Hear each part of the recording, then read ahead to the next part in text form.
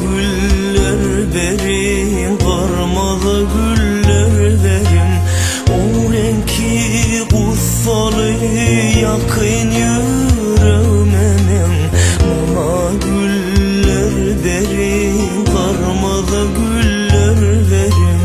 O renkli kutsalı yakın yüreğime.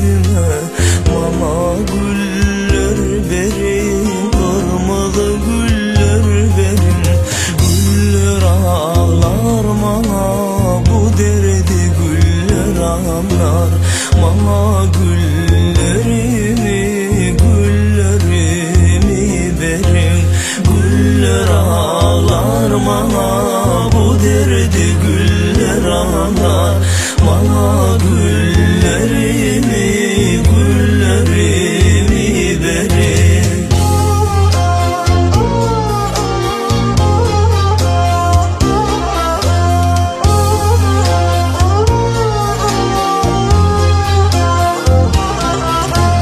Güllerim sultanı, gül yüzlü söydüm. Gülisli yara, yara iverim. Ölsem ölsem yine direlsem diyerim.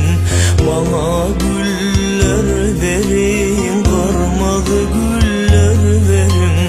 Ölsem ölsem yine direlsem diyerim.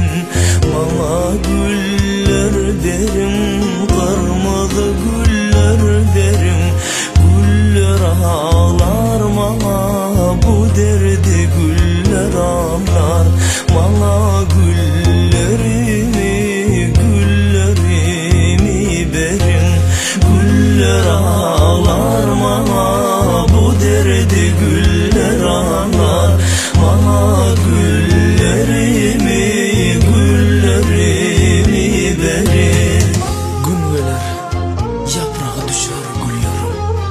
Bu can kursağımdan çıkar gider. Işığım güle döner, menem gülerim. Bana güller verin, kırmızı güller verin. Güller ağlar bana, bu derdi güller ağlar. Bana güller